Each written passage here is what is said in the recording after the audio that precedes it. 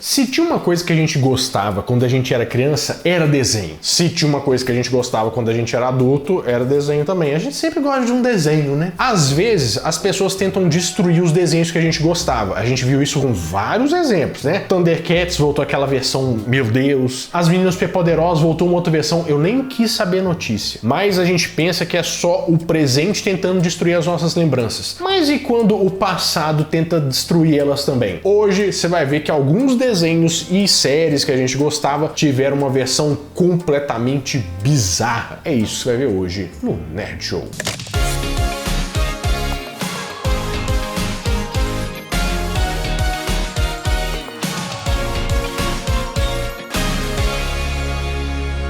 Fala, meus queridos amigos, como estão vocês? Vocês estão bom, né? Vocês sabem que normalmente quando eu tô fazendo os vídeos aqui eu dou uma roubadinha, né, Babarelando? Sim. Eu já posso começar roubando já? Vai valer a pena. Então pode. Porque assim, não é que veio de um desenho, mas na verdade é de um filme que eles fizeram um desenho. Mas eu acho que eles deviam ter tomado um goró, porque não é possível. A ideia que eles tiveram é completamente estapafúrdia. Por acaso você lembra do King Kong? Um macaco gigante, né, que vai lá pro Empire State, pega a mulher e fica... Ele é o rei do Empire State. Um bicho que dá um certo medo. Fizeram várias versões ao longo do tempo, né, de Kong versus 1 milhão de coisas versus Godzilla, mas eles acharam que seria uma boa ideia fazer uma versão desenho animado do King Kong. E não é só uma versão, eles fizeram um The King Kong Show. De 1966. King Kong, you know the name of one day a boy too young to know the danger became a legend. Com esse nome não fica parecendo que vai ser uma sitcom, tipo Friends versão King Kong? The King Kong Show, oh yeah! Ou então The Saturday Night Live, só que com o King Kong apresentando. É verdade. Basicamente eles pegaram a ideia do King Kong ser um assassino, né, que se importa só com aquela mulher, e transformaram ele no amigo da vizinhança. Nesse desenho, ele vive na Ilha Mondo e ele se afeiçoou a uma família que é a família Bond, mas não é a do James, só pra você ter uma ideia. E com essa família, a cada episódio, junto com o King Kong, enfrentam um monte daqueles monstros gigantes, sabe? Tipo, coisa radioativa, um negócio aqui. E no final das contas, o grande vilão é o Dr. Who. Quem? Who? Péssimo, péssimo, péssimo. A produção foi assinada por Arthur Rankin Jr., também produtor de Thundercats e Silverhawks. Pra você ver que uma mesma pessoa pode fazer umas coisas boas e ruins na vida, né? A terceira sendo o King Kong. Os storyboards e o roteiro ficou por conta da equipe lá dos Estados Unidos. E quem animou esse desenho? A Toei Animation. Inclusive tem um vídeo muito legal que a gente fez contando a história da Toei Animation e como que ela participou da sua vida sem você saber. Esse desenho foi ao ar em 1966 até 1967, teve 25 episódios e ele também foi a base para uma outra criação, porque se você achava que era só isso, Achou errado, otário? na verdade eles fizeram mais, que era o King Kong Escapes de 1967, em que nesse filme, na verdade, tem até uma versão robô do King Kong. A coisa só está melhorando, Babarelando. A coisa está só melhorando. A coisa só está melhorando, Babarelando. Eu queria ver se fosse piorar como é que ia ser. Mas eu acho que, né, não devia ter mexido com isso aí, devia ter deixado ele só nos prédios de Nova York mesmo, porque esse desenho aí, ele foi bem estranho, mas não mais estranho do que o próximo que vem aqui. Você conhece a palavra de TV Globinho, por acaso? Lembra? Ah, Giovanna Tominaga era uma das apresentadoras, que é a única que eu lembro o nome lá, que passava vários desenhos na TV Globinho. Vocês lembram, né? Mas um dos desenhos que a gente sempre esperava na TV Globinho era o desenho do truco. O que tá acontecendo? Você lembra, Babarelando? Claro que não. Yu-Gi-Oh! É hora do duelo! Todo dia estão jogando Yu-Gi-Oh! Aqui perto de casa no boteco. E eles... Eles... Mineiro é bonzinho, aí o que vai jogar truco vira o... Bate na mesa, vira os negócios tudo, as garrafas. Natinho, você sabe cantar a abertura de TV Globinho? Assim? Eu tava com ela na minha cabeça, sabe? Aí você cantou, ela foi embora. Tudo morreu. Tudo mundo morreu. Eu gostava muito de Yu-Gi-Oh, gente. Porque ele era como se fosse o ladrão institucionalizado, que ele é aquele amigo seu que conta sempre umas desculpas. Fala assim, aqui ó, eu ataquei você e o seu personagem morreu. Ele dá risadinho. Não é assim que funciona. Mas como assim? Porque quando você fez isso... O Mago do Tempo envelheceu o meu Mago Negro, mas ele ficou mais forte, não mais fraco. A idade traz consigo a sabedoria. 1000 anos de sabedoria que o transformaram no Sábio Negro. Como é que é? Só que Yu-Gi-Oh, tudo bem, tem seus percalços, seus exageros, mas o que talvez você não saiba é que existe uma versão Yu-Gi-Oh bem bizarra. A versão que eles chamam de Yu-Gi-Oh! Zero, que veio antes desse Yu-Gi-Oh!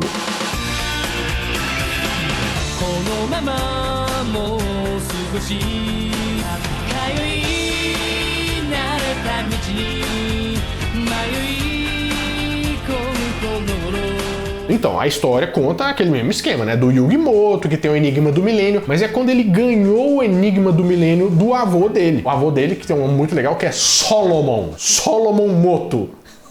Não tem como ele ser só avô, né? Ele deve ser um biscavô, porque Solomon você tem que ser uma múmia egípcia, ter esse nome mesmo. Só que quando ele monta esse quebra-cabeça do capiroto aí, uma entidade que tá lá dentro começa a possuir o Yugi, que ele vira o Yami Yugi, ou o nome dele normal, que é o Aten. Daí, nesse desenho específico, ele se manifesta no jogo das sombras, porque nesse Yu-Gi-Oh! É um pouco diferente, porque eles não jogam os jogos, os monstros lá e tal. O Yugi desse desenho, ele é meio sádico, ele é meio sombrio. Então ele pega os valentões lá e joga qualquer tipo de jogo. Cada episódio do desenho é um jogo diferente, entendeu? Então, truco, 21, blackjack, jogo de dadinho, qualquer coisa ele tá topando. Só que ele não só fala assim, ah, ganhei, não sei o que. Ele vai lá e começa a punir a alma dos outros. Ele é bem macabro. Yami no tobira ga hirakareta. Yami no game, ningen no honsou ga abakidasu. Anta wa jibun no yokubou no yami no naka ni nomikommarete ikuんだ. 大丈夫、北はまだ死にはしない。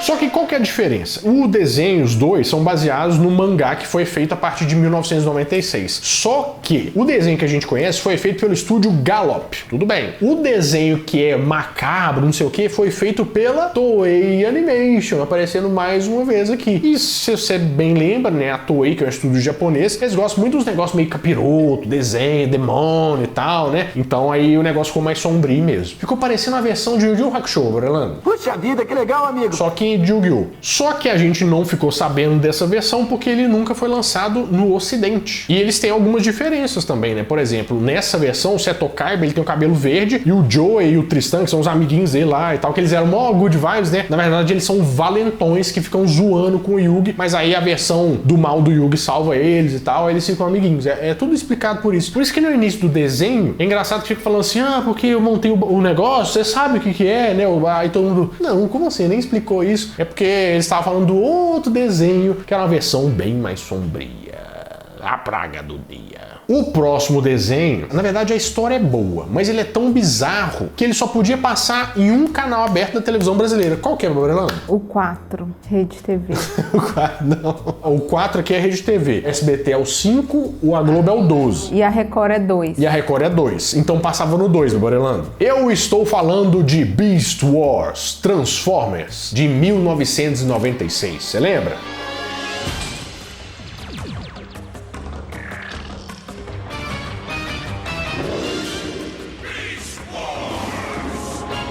Quando esse desenho apareceu na televisão brasileira, mesmo na época, pra gente era um pouco estranho, porque a gente olhava assim e falava assim, gente, mas esse trem parece Transformers, mas tem um macaco que transforma, tem uma chita que transforma, tem um passarinho, tem um dinossauro. O dinossauro até que é legal, mas é meio estranho, né? Mas sim, isso é uma continuação direta das histórias dos Transformers. Isso é uma linha do tempo onde depois que eles saíram lá de Cybertron, eles vieram pra um planeta aqui, né? Um planeta... Que planeta que será? Oh meu Deus, é um planeta que é a Terra, só que numa versão mais primitiva. E de acordo com isso, como eles não tinham uma matéria-prima para transformar lá, eles acabaram assumindo as formas de umas coisas biológicas. E eles viraram duas facções diferentes, que é os Maximals, que são os depois dos Autobots, e os Predacons, que são depois lá dos Decepticons. Os nomes difíceis, né? Nossa senhora. Só que aí o Megatron, ele pega um disco dourado e foge, aí o pessoal tem que ir atrás dele, só que olha o nome, gente. Como que chama o Optimus Prime nesse aí? Sendo que ele é um macaco. Optimus Primal. de primata.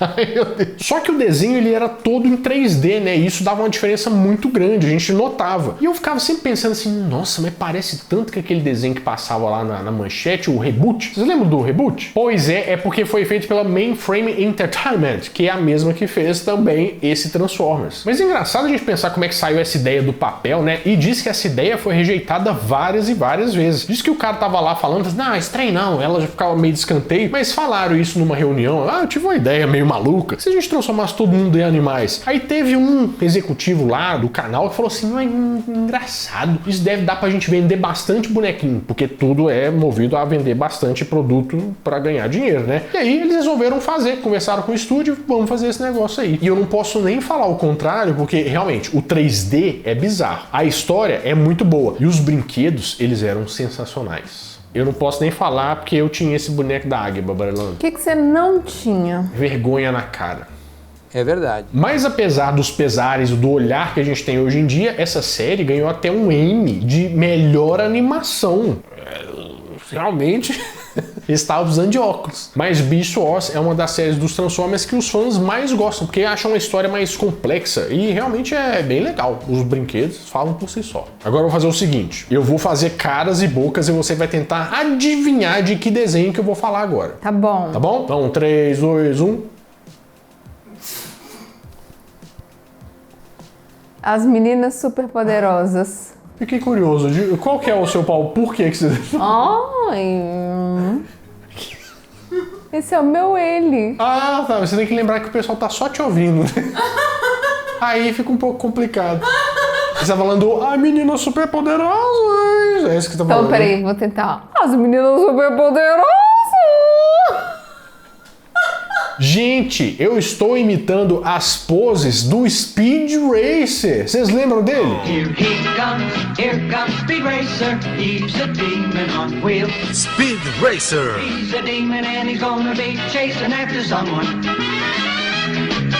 Vocês acreditam que eles tiveram a coragem de, em 2008, fazer uma nova versão do Speed Racer, como se fosse um Speed Racer Shippuden? Chamava Speed Racer Next Generation. Lucy, este é o meu pai, Speed Racer.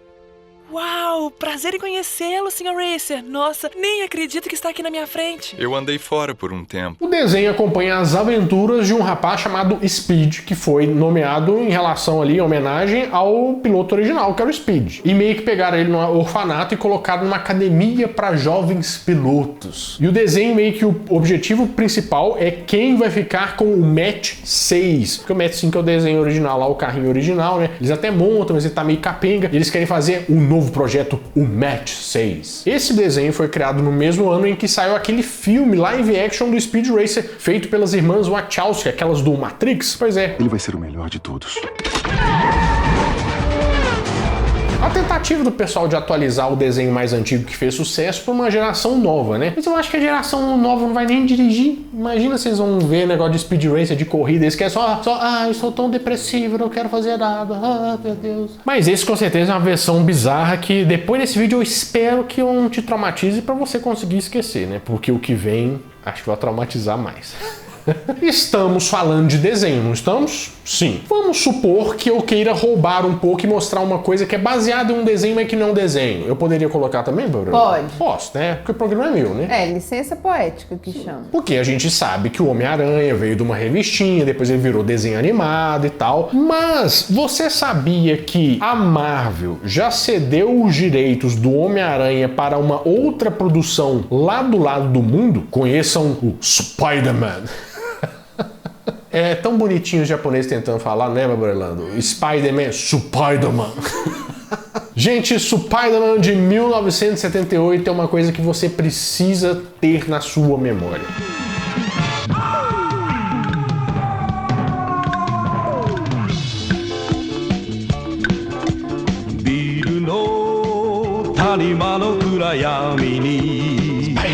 Imagina como seria se eles pegassem o Homem-Aranha e juntassem com Power Rangers. É basicamente o que eles fizeram. A história é do Takuya Yamashiro, não é o Peter Parker dessa vez. Ele é um jovem piloto de motocross em que a vida dele muda quando ele vê um OVNI.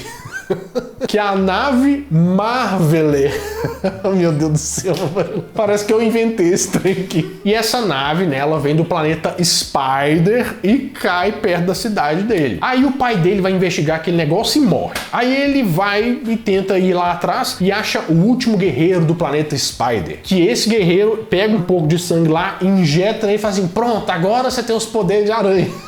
Esse podemos falar que o Homem-Aranha é por inseminação artificial, não foi, Bárbara? Uhum. É verdade. E o que ele recebe? Uma pulseira que ativa o traje, porque do nada te transforma igual Power Rangers, e que também é um lançador de teia, que parece muito uma corda de cabo de guerra, mas esse é só um detalhe que eu quis adicionar. E além de tudo, como se não fosse o bastante, né, ele controla agora essa nave OVNI que apareceu pra ele, e ele transforma essa nave num robô gigante, que se chama Leopardon.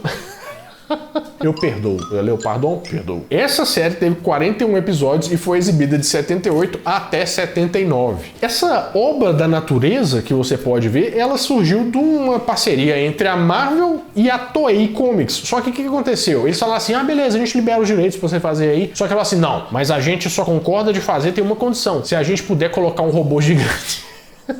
Acho que eles não viram o problema, né? E foi o que aconteceu. Só que, pasmem, a gente pensa assim que é uma coisa meio boba, ele tem um robô gigante e tal, mas os primeiros tokusatsu lá, os Power Rangers da vida, os Go-Go Jojo 5, eles não tinham robô gigante. Depois que o Homem-Aranha usou o robô gigante e eles viram que dava certo, aí sim eles colocaram em várias outras séries. Então não é como se ele fosse uma coisa muito esquisita. Na verdade, ele foi o precursor de todo um gênero, mas que não deixa de ser meio estranho, né, Barbarelando?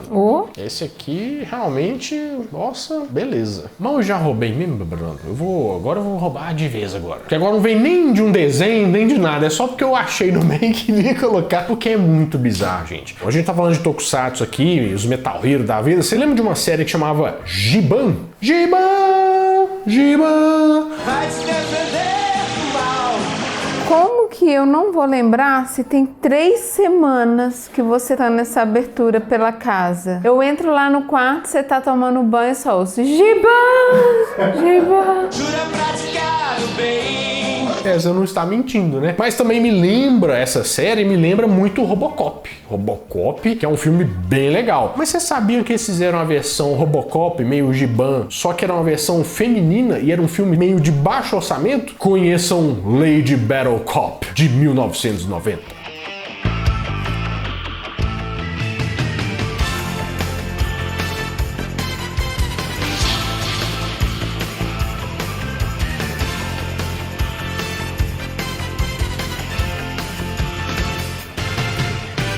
Esse filme é um filme de ficção científica, só que meio futurista também, sabe? Em que se passa em Neo-Tóquio, ou seja, uma Tóquio do futuro. E a heroína desse filme é a Kaoru, que ela é uma tenista, mas que ela e o noivo, quando eles estavam passeando lá, eles são atacados por um cartel. Só que ela é dada como morta, mas aí ela é resgatada por um cientista. E ele transforma ela num protótipo de um robô invencível. Você já viu essa história em algum lugar? Engraçado, parece um pouco Robocop, não parece? Ela continua humana, tem lá seus pensamentos, mas agora ela tem uma roupa de batalha meio metálica, usa uma moto. Então, basicamente, parece com bastante coisa que a gente já viu, né? Só que é uma versão, vamos dizer, mais de baixo orçamento. Tanto é que esse filme foi lançado diretamente para VHS. E quando ele é lançado assim, você sabe que lá vem. Mas talvez, quando você estiver num dia aí que você acordar e não tiver trabalho, né? Ou você tiver de folga, é uma coisa para você assistir, né? Ter uma horinha e pouquinho ali, com certeza é uma coisa que você vai se divertir e vai dar boas gargalhadas. Lady Battle Cop. Você acha que faltou alguma coisa na lista aqui, meu Brelando? De versões bizarras? Se for pra continuar nessa onda de roubar igual você tá roubando, tem muita coisa pra colocar. Eu posso roubar mais, né? Talvez a gente pode fazer uma segunda parte aqui, porque tem muita coisa pra colocar ainda.